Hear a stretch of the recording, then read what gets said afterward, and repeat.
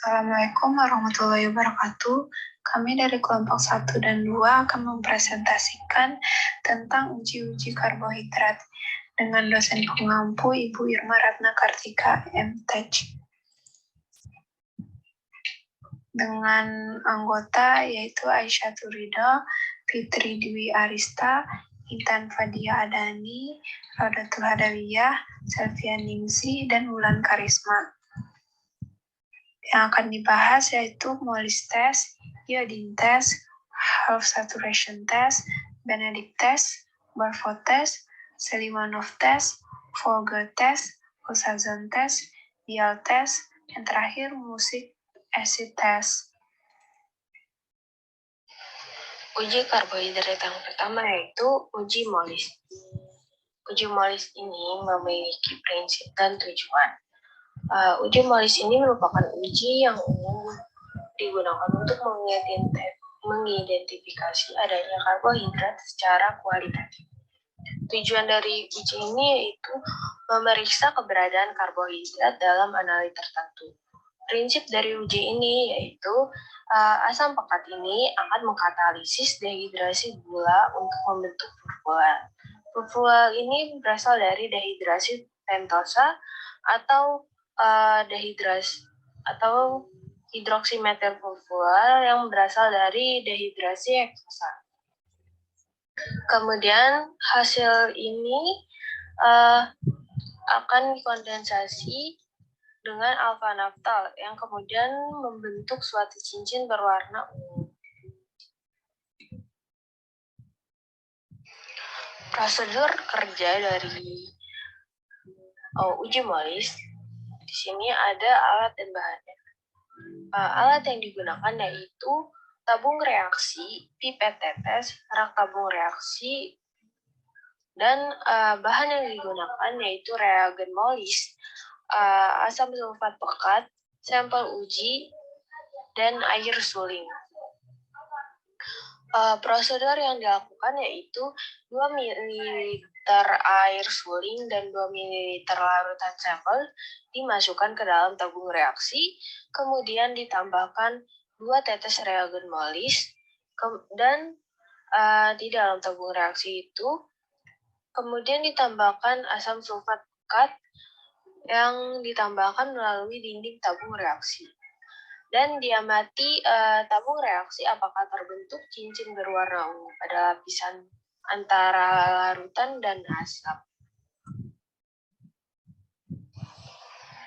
Persamaan reaksi dari uji Molis ini yaitu ada reaksi dehidrasi, di mana pentosa didehidrasi menjadi furfural. Pentosa ini direaksikan dengan asam, kemudian membentuk furfural dengan melepaskan 3 H2O. Kemudian di bawahnya itu ada heksosa, direaksikan dengan asam dan membentuk 5 hidroksimetil furfural dengan melepaskan 3 H2O. Kemudian sebelahnya ada reaksi kondensasi hidroksimetil furfural dengan alfa naftal. Reaksi ini 5 hidroksimetil furfural direaksikan dengan alfa naftal dengan katalis asam. Di sini membentuk kompleks. Kompleks ini berwarna ungu.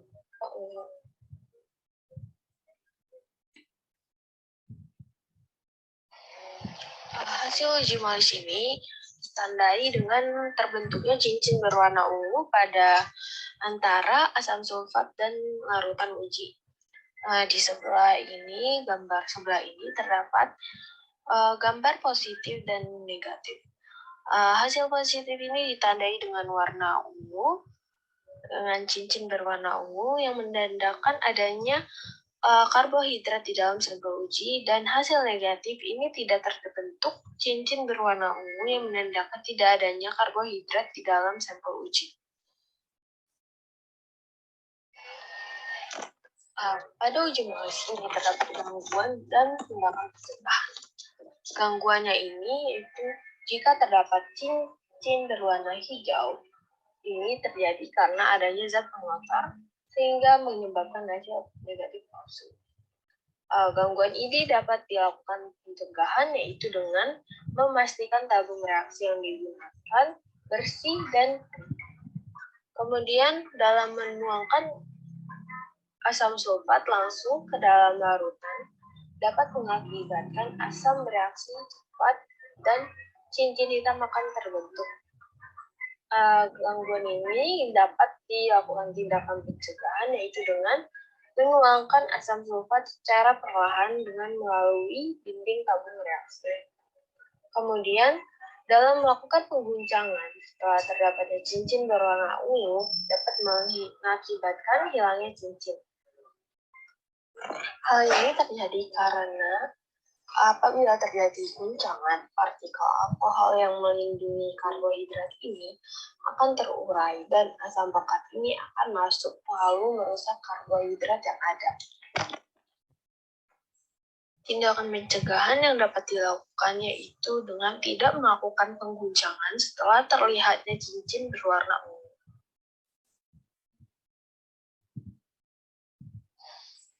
Prinsip dari uji iodin ini yaitu tergantung pada sifat adsorpsi molekul polisakarida besar yang mengabsorpsi molekul iodium yang lebih kecil pada permukaan.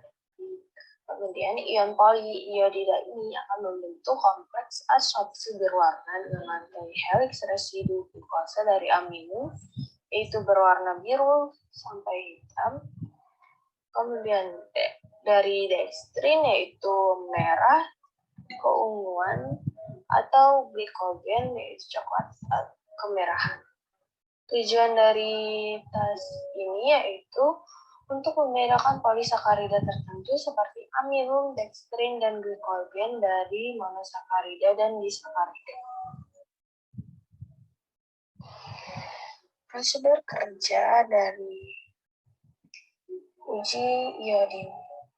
Alat dan bahan yang digunakan itu alat yang digunakan tabung reaksi dan rak tabung reaksi, serta bahan yang digunakan yaitu reagen Lugol dan sampel uji. Prosedur yang dilakukan yaitu 1 ml sampel dimasukkan ke dalam tabung reaksi, kemudian diteteskan 2-3 tetes Lugol yang dimasukkan ke dalam tabung reaksi, kemudian diaduk dan diamati perubahan warna yang terjadi. Reaksi yang terjadi pada uji iodin ini yaitu I2 bereaksi dengan ion iodium, kemudian menghasilkan ion poliiodida atau triiodida. Amilosa ini pada amilon ini memiliki bentuk helix tunggal dan dapat mengikat rantai amilosa dengan molekul iodium. Setiap lingkaran dari helix amilosa ini dapat mengikat sekitar 2 atom iodium dan warna biru ini dihasilkan karena adanya interaksi donor-akseptor antara amilosa dan poliiodida yang kekurangan elektron. Jadi iodin poliiodida ini masuk ke dalam lingkaran helix amilosa yang kemudian membentuk kompleks yang berwarna biru kehitaman.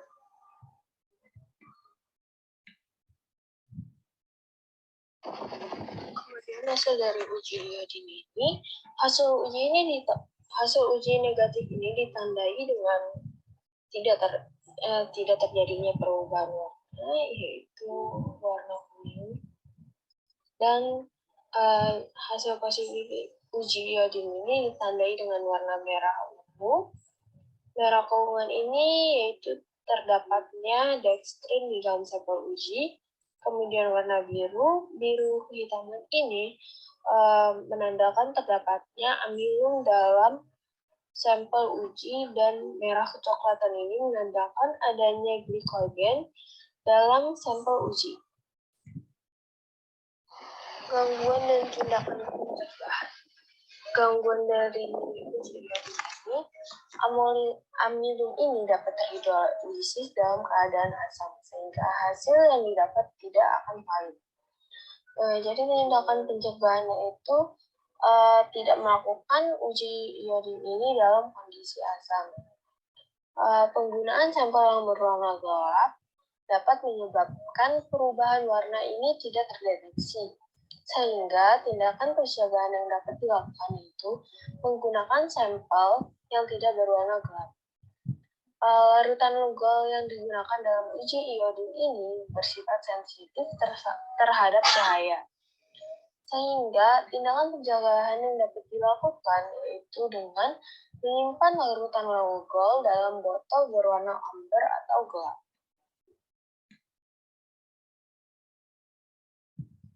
Selanjutnya yaitu yang ketiga, half saturation test atau uji setengah saturasi.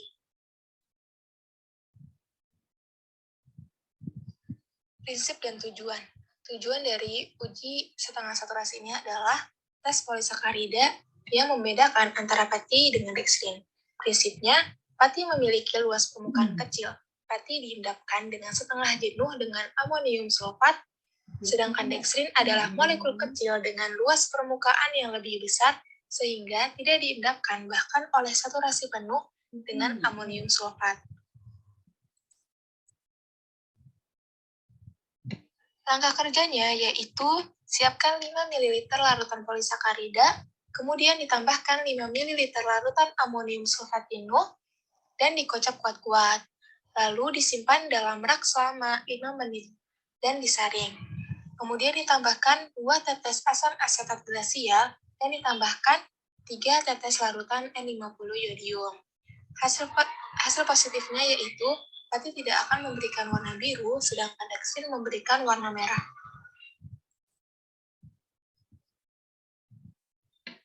Selanjutnya yaitu Benedict test. Prinsip dan tujuan. Tujuan dari uji Benedict ini merupakan metode untuk menunjukkan adanya gula reduksi, yaitu semua monosakarida terdiri dari glukosa, fruktosa, dan galaktosa, dan disakarida ada laktosa dan maltosa. Prinsipnya yaitu reduksi Cu2 plus menjadi Cu plus oleh gugus aldehid atau keton bebas dalam suasana alkalis. Namun, ion Cu plus tidak dapat larut dengan baik di dalam air. Oleh karena itu, dilakukan pemanasan pada larutan. Monosakarida dan gula reduksi ini dapat bereaksi dengan reagen Benedict karena keduanya mengandung aldehid ataupun keton bebas. Nah, hasil positifnya ditandai dengan terbentuknya endapan merah bata, pada disertai dengan larutan yang berwarna hijau, merah, atau oranye. Persamaan reaksi uji Benedict, di sini dapat dilihat di gambar, gula ditambah Benedict akan menghasilkan karboksilat dan tembaga satu oksida. Langkah kerja pada uji Benedict. Pertama, siapkan 5 ml reagen Benedict dan dimasukkan ke dalam tabung reaksi. Dan ditambahkan dengan 0,5 ml 1% glukosa, 1% fruktosa, 1% sukrosa, dan 1% amilosa. Nah, ini dimasukkan ke dalam tiap tabung yang berbeda-beda. Lalu, tiap tabung yang berbeda-beda ini dipanaskan dalam air mendidih atau panas air selama 5 menit atau di atas api langsung selama 2 menit. Lalu ditunggu dan diperhatikan perubahan warna dan munculnya endapan. Nah, hasil yang didapat yaitu 1% amilosa dan 1% sukrosa. Ini menunjukkan hasil uji yang negatif karena warna yang dihasilkan yaitu warna biru. Lalu 1% fruktosa dan 1% glukosa ini menghasilkan uji positif karena 1% fruktosa menghasilkan warna kuning bata dan 1% glukosa menghasilkan warna ungu tua. Nah, hal ini menunjukkan bahwa 1% fruktosa dan glukosa ini memiliki gugus aldehid atau keton bebas. Gangguan dan tindak pencegahan. Gangguan yaitu yang pertama, terkadang sampel sukrosa atau gula memproduksi lain menunjukkan hasil positif. Padahal sukrosa atau gula non-produksi ini tidak memiliki gugus aldehid atau keton bebas. Yang kedua yaitu alat tidak bersih. Nah, tindakan pencegahan yang dapat dilakukan, yang pertama itu lebih teliti dalam meneteskan sampel sehingga tercampur dengan zat lainnya. Yang kedua, menjaga dan memastikan alat dalam keadaan bersih ketika digunakan. Nah, selanjutnya ada uji Barford. Uji Barford ini dilakukan untuk mengidentifikasi monosakarida produksi pada bahan pangan dan membedakan monosakarida dengan disakarida. Prinsip yang digunakan yaitu gugus karbonil bebas dari gula monosakarida akan mereduksi ion CO2+ dalam suasana asam, sehingga terbentuk endapan tembaga zat oksida yang berwarna merah bata. Reaksinya dapat dilihat di slide, yaitu D-glukosa yang merupakan reduksi kuat akan bereaksi dengan ion CO2+. Kemudian membentuk gugus karboksilat, yaitu asam degukonat dan endapan tembaga zat oksida yang berwarna merah bata. Reaksi yang digunakan yaitu larutan Barford yang terdiri dari 33 gram tembaga asetat dalam larutan asam asetat 1%, yang dibuat dari 5 mili asam asetat glasial ditambah 500 mili aqueous. Karena reaksi ini terjadi dalam suasana asam, maka asam asetat digunakan dalam pembuatan reagen Barford. Percobaannya itu dilakukan dengan memasukkan 5 mili larutan Barford ke dalam tabung reaksi yang telah berisikan 1 mili larutan sampel. Kemudian dipanaskan selama 1 menit dan diamati terbentuknya endapan warna merah bata. Endapan ini merupakan CuO2. Selanjutnya ada gangguan dan tindakan pencegahan. Gangguan yang pertama yaitu reagen Barford tidak tahan lama. Pencegahannya dapat dilakukan dengan dibuatnya reagen Barford sesaat sebelum praktikum. Kedua, gangguannya disakarida dapat menunjukkan hasil positif dengan uji Barford jika dipanaskan lebih dari 1 menit. Oleh karena itu, dicegah dengan memperhatikan waktu pemanasan yang harus tepat, yaitu selama 1 menit. Lalu yang ketiga, gangguannya penambahan reagen yang tidak tepat. Oleh karena itu, tindakan pencegahannya harus memastikan jumlah reagen yang harus pas. Nah, yang terakhir, alat yang tidak bersih. Tindakan pencegahannya harus memastikan alat harus benar-benar bersih atau dicuci kembali. Selanjutnya yaitu uji Seliwanov. Uji Seliwanov adalah sebuah uji kimia yang membedakan gula aldosa dan ketosa. Ketosa dibedakan dari aldosa via gugus fungsi keton atau aldehida gula tersebut. Jika gula tersebut mempunyai gugus keton, ia adalah ketosa. Namun sebaliknya, jika ia mengandung gugus aldehida, ia adalah aldosa. Tujuan dari uji Seliwanov ini adalah untuk mengidentifikasi adanya ketosa, yaitu karbohidrat yang mengandung gugus keton. Prinsip dari uji Seliwanov ini adalah glukosa didehidrasi dengan konsentrasi HCl untuk membentuk turunan purpural yang mengembun dengan resolusi 0 untuk memberikan kompleks merah ceri. Serta ketika dipanaskan, ketosa lebih cepat mengalami dehidrasi daripada aldosa. Reagennya yaitu resolusi 0 dan konsentrasi HCl pekat. Fungsi reagennya itu adalah untuk mengidentifikasi larutan mana saja yang mengandung ketosa. Selanjutnya ada alat dan bahan. Yang pertama ada reagen Seliwanov yang mengandung resolusi 0 dan konsentrasi HCl pekat. Lalu ada sampel 1% fruktosa, sukrosa, dan glukosa masing-masing sebanyak 2 mili. Lalu ada X-Link sebagai larutan pengontrol dan juga alat-alatnya ada tabung reaksi, rak tabung reaksi, pipet tetes, dan juga water bath. Untuk prosedurnya, 2 mili reagen Seliwanov dimasukkan ke dalam 4 tabung reaksi yang berbeda. Kemudian ditambahkan dengan 1% fruktosa, sukrosa, glukosa, dan juga distilled water sebanyak 2 mili ke 4 tabung reaksi yang berbeda. Lalu dididihkan selama 1 menit pada water bath, dibiarkan dingin pada suhu kamar, dan yang terakhir diamati perubahan warna yang terjadi. Nah, untuk persamaan reaksi sendiri, yaitu keton heksosa bereaksi dengan HCl mengalami dehidrasi menghasilkan 5 hidrasi nitrostruktural. Kemudian senyawa ini bereaksi kondensasi dengan resolusi 0 menghasilkan kontaminasi dengan warna merah jeli seperti yang dilihat pada gambar utama reaksi. Lalu untuk hasil uji positifnya bisa dilihat pada gambar tabung pertama itu yang mengandung glukosa mengalami perubahan warna menjadi merah jeli gelap, di mana hasil ini tuh memberikan hasil yang positif karena glukosanya itu memiliki bus keton atau terdorong dari glukosa. Lalu pada tabung kedua didapatkan perubahan warna menjadi merah jeli kandungan sukrosa, di mana sukrosa ini merupakan sakarida yang terbentuk dari gabungan glukosa dan fruktosa. Hal tersebut mengakibatkan sukrosa juga memiliki bus keton pada monomer fruktosanya. Lalu kedua sampel lainnya pada tabung reaksi ketiga dan juga tabung reaksi keempat itu memberikan hasil negatif terhadap uji seliwanol, di mana tabung ketiga ini yang mengandung glukosa mengandung gula aldosa yang menghasilkan perubahan warna menjadi kuning pucat. Lalu pada tabung keempat ini yang berisi yang mengandung seliwanol tidak terjadi perubahan warna karena itu kan sudah keluarkan kontrol, dan warnanya juga tetap ada warna kuning yaitu warna kuning pucat. Pada tabung ketiga dan keempat didapatkan hasil bahwa sampel tersebut ini tidak mengandung bus glukosa pada strukturnya.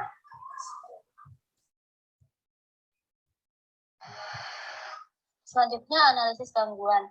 Konsentrasi glukosa atau gula lain yang tinggi dapat mengganggu dengan menghasilkan senyawa berwarna serupa dengan reagen Seliwanov. Kemudian alat yang digunakan tidak steril. Lalu untuk tindakan pencegahannya, perebusan yang lama akan menyebabkan konversi glukosa menjadi fruktosa yang menghasilkan tes positif palsu, serta pendinginan harus bertahap pada suhu kamar. Kemudian alat yang digunakan harus steril. Selanjutnya yaitu Folger test. Tujuannya yaitu untuk mengidentifikasi adanya fruktosa terbentuk warna biru fuchsia. Uji Folger juga untuk uji karbohidrat dengan gugus keton. Dan uji Folger ini mirip dengan uji Seliwanov. Prinsipnya yaitu didasarkan pada pembentukan purpural yang mengandung dengan urea dengan adanya stannous chlorida untuk memberikan warna biru fuchsia. Reagen yang digunakan ada urea, stannous chlorida, dan juga konsentrasi atom sulfat. Untuk mekanisme dari reaksi ini, menurut literatur yang telah kami kaji, ini belum diketahui.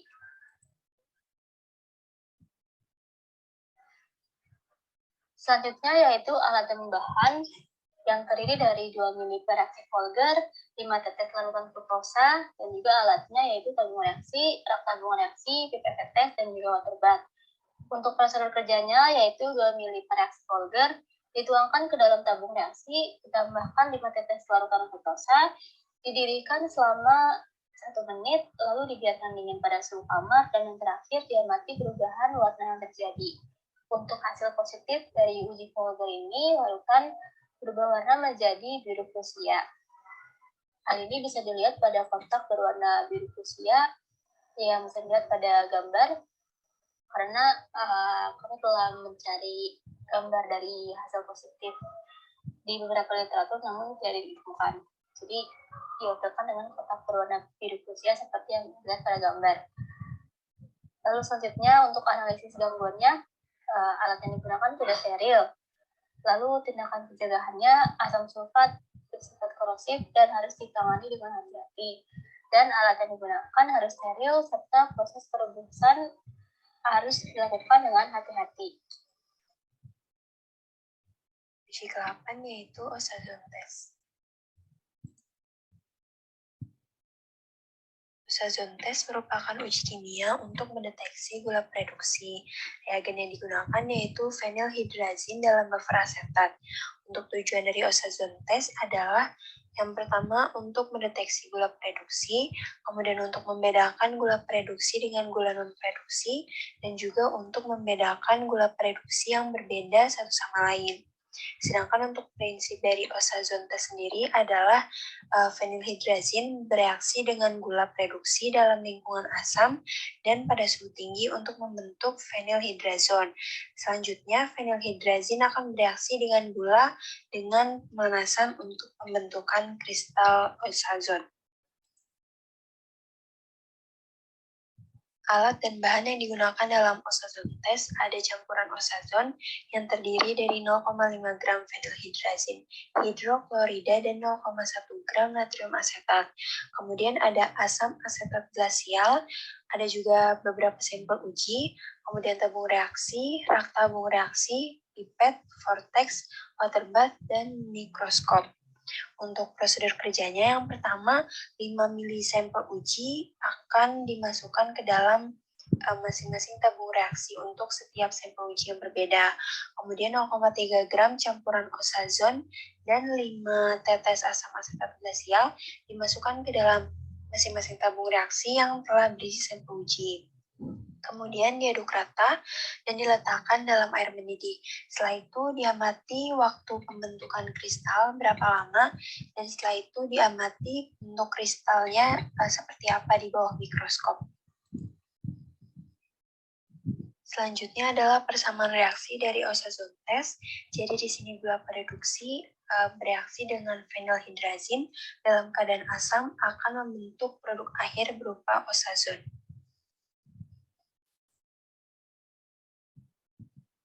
Selanjutnya ada mekanisme reaksi dari formasi ozazon.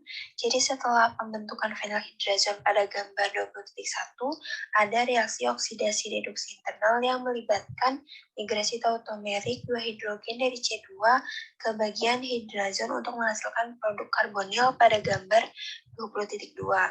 Kemudian gugus karbonil yang baru terbentuk akan mengembun dengan ekivalen kedua, fenilhidrazin, dan menghasilkan senyawa pada gambar 20.3 yang mengalami tautomerisasi berikutnya menjadi senyawa pada gambar 20.4. Setelah eliminasi 1,4 dari anilin yang menghasilkan struktur atau senyawa pada gambar 20.5, fenilhidrazin ekivalen ketiga akan mengembun dengan gugus amina untuk menghasilkan ozazon pada gambar 20.6 dan juga amonia.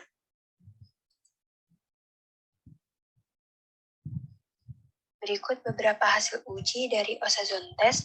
Di sini ada 8 sampel uji, yaitu glukosa, fruktosa, manosa, galaktosa, arabinosa, silosa, maltosa, dan juga laktosa.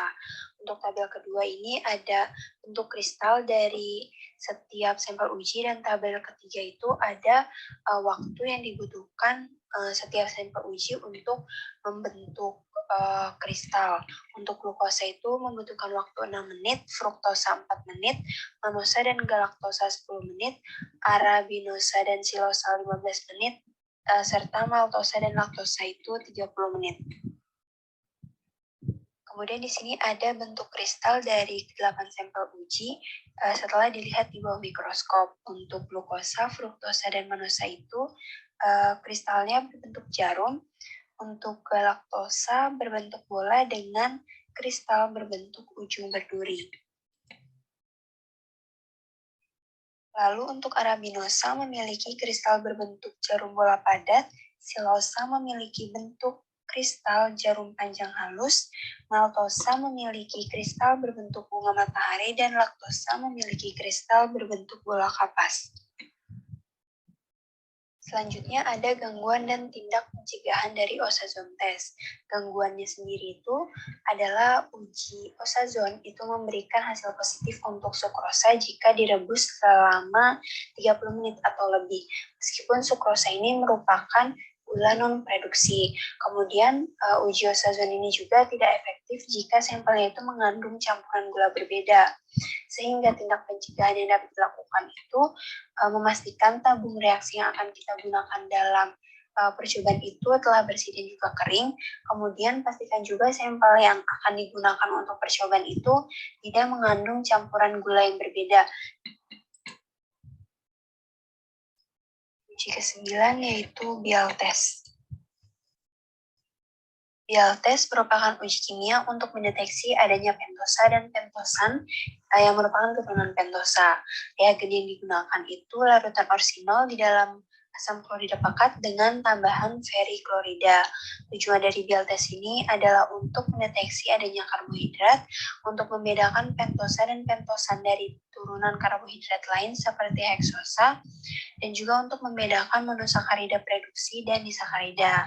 Untuk prinsipnya itu, reagen uji mendehidrasi pentosa menjadi furfural dan bereaksi dengan orsinol dan ion besi dalam feriklorida untuk menghasilkan produk berupa senyawa berwarna biru hijau. Reagen uji juga mendehidrasi heksosa membentuk 5-hidroksil metil furfural dan menghasilkan produk kondensasi berwarna coklat keruh hingga abu-abu. Kemudian ada alat dan bahan yang digunakan dalam bial test. Ada larutan ribosa 5% yang merupakan pentosa, larutan glukosa 5% yang merupakan heksosa. Ada juga reagen bial yang terdiri dari 0,4 gram orsinol, 200 ml asam klorida pekat, dan 0,5 ml larutan feriklorida 10%. Ada juga tabung reaksi, rak tabung reaksi, pipet, dan water bath. Untuk prosedur kerjanya, itu 1 ml larutan ribosa 5% dimasukkan ke dalam tabung reaksi 1. Begitu juga untuk larutan glukosa dimasukkan sebanyak 1 ml ke dalam tabung reaksi 2. Kemudian 2,5 ml reagen bial dimasukkan ke dalam tabung reaksi 1 dan 2 yang telah berisi sampel uji. Lalu diaduk rata. Nah, untuk tabung reaksi 1 dan 2 diletakkan dalam air mendidih selama 1 menit dan biarkan mendingin hingga mencapai suhu ruang. Kemudian baru diamati perubahan warna apa yang muncul. Selanjutnya ada persamaan reaksi dalam bial test. Di sini pentosa akan didehidrasi membentuk furfural, kemudian akan direaksikan dengan orsinol dan juga ion besi dalam feriklorida sehingga membentuk senyawa kompleks yang berwarna biru hijau.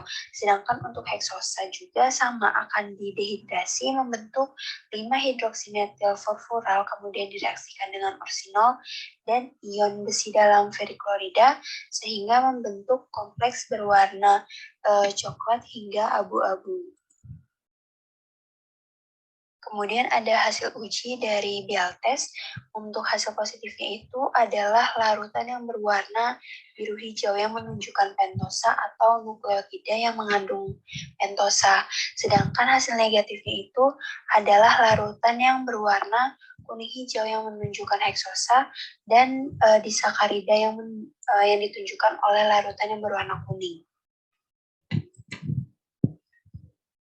Lalu gangguan dan tindak pencegahan dari bial test. Untuk gangguannya itu pada pemanasan yang lama, glukuronat juga dapat memberikan endapan berwarna biru hijau yang dapat menghasilkan positif palsu. Kemudian warna yang dihasilkan itu mungkin berbeda dengan gula yang berbeda dan konsentrasinya juga mungkin tidak sebanding dengan intensitas pada tingkat yang lebih tinggi. Sehingga tindak pencegahannya itu pastikan tabung reaksi yang akan digunakan dalam percobaan telah bersih dan juga kering, dan juga jangan biarkan pendinginan cepat karena kalau tidak hasilnya itu mungkin akan berpengaruh. Uji karbohidrat selanjutnya yaitu musik acid test. Prinsip dan tujuan. Uji asam usat atau musik acid test merupakan uji yang khusus untuk galaktosa. Tujuan dari uji asam usat ini yaitu untuk mengidentifikasi apakah ada galaktosa atau laktosa dalam sampel tertentu dan untuk membedakan antara galaktosa dengan sakarida serta gula lainnya. Prinsipnya, galaktosa diubah menjadi asam sakaris pada pemanasan dengan HNO3, yaitu zat pengoksidasi kuat, untuk membentuk asam alderat atau asam dikarboksilat yang disebut musik asid dengan rumus C6H10O8. Asam sakarit yang tidak larut dalam air dingin itu membantu dalam identifikasi galaktosa. Kemudian mengapa uji ini dikhususkan untuk galaktosa? Jadi, selain galaktosa, monosakarida lain juga dioksidasi oleh asam nitrat untuk membentuk asam galaktorat. Namun, tidak seperti asam galaktorat yang dibentuk oleh galaktosa yang tidak larut, asam yang dibentuk oleh monosakarida lain itu larut dan tidak dapat dideteksi sebagai endapan. Ini membuat tes musik asid sebagai tes khusus untuk membedakan keberadaan galaktosa dari gula monosakarida lainnya. Kemudian terdapat batasan dalam uji musik asid ini, yaitu tidak dapat membedakan antara monosakarida galaktosa dan disakarida yang mengandung unit galaktosa, karena keduanya memberikan reaksi yang sama, yaitu pembentukan kristal asam mukas. Selanjutnya ada komponen dalam tes ini, yaitu reagen asam nitrat yang berfungsi untuk mengoksidasi gugus terminal aldosa, tetapi memberikan gugus hidroksil sekunder tidak berubah. Selanjutnya ada sampel yang digunakan, yaitu ada laktosa 1%, galaktosa 1%, dan glukosa 1%. Kemudian ada air suling yang digunakan sebagai larutan pengontrol. Untuk alat yang digunakan ada tabung reaksi, ada rak tabung reaksi, ada pipet tetes, dan water bath. Selanjutnya ada prosedur tes. Yang pertama, HNO3 dimasukkan 1 mili atau 15 tetes asam nitrat pekat ke dalam setiap tabung sampel. Kemudian diaduk selama 1 menit. Selanjutnya dipanaskan dalam penangas air mendidih selama sekitar 1 jam. Kemudian didinginkan hingga suhu ruang dan diamati kristalnya. Selanjutnya, reaksi tes musik asid yang bisa dilihat pada gambar.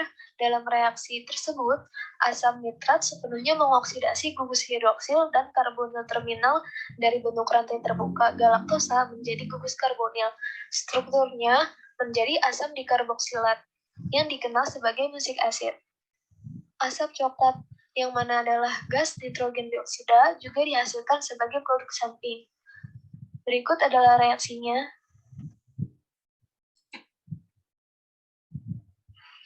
Selanjutnya yaitu hasil uji. Terbentuknya kristal putih yang tidak larut di dasar tabung menunjukkan hasil positif yang berarti larutan sampel mengandung galaktosa atau turunannya. Tabung pertama dan kedua bisa dilihat pada gambar, yang mana tabung 1 itu ada 1% galaktosa yang sudah direaksikan dengan HNO3, dan tabung 2 ada 1% laktosa yang sudah direaksikan dengan HNO3. Itu menunjukkan hasil positif karena mengandung galaktosa atau sebagai bagian dari karbohidrat yang lebih kompleks. Untuk tabung 2, tidak adanya kristal yang tidak larut menunjukkan tes negatif, yang berarti bahwa sampel tidak memiliki galaktosa atau turunannya. Untuk tabung 3, dengan sampel 1% glukosa yang sudah direaksikan dengan HNO3 itu memberikan hasil negatif karena tabung 3 mengandung karbohidrat non-galaktosa. Tabung 4 yang berisi air suling menunjukkan hasil negatif karena hanya digunakan sebagai larutan pengontrol. Selanjutnya ada gangguan dan tindak pencegahan.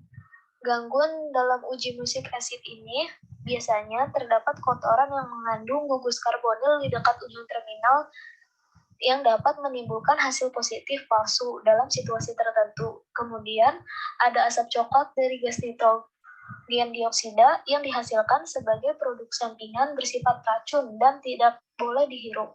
Untuk tindakan pencegahannya, dapat dipastikan terlebih dahulu alat-alat yang digunakan untuk tes ini bersih dan kering. Kemudian saat pemanasan campuran itu bisa dilakukan di dalam lemari asam, atau pastikan dilakukan di tempat yang berventilasi udara yang terbuka. Selanjutnya itu referensi yang kami gunakan. Sekian dari kami. Assalamualaikum warahmatullahi wabarakatuh.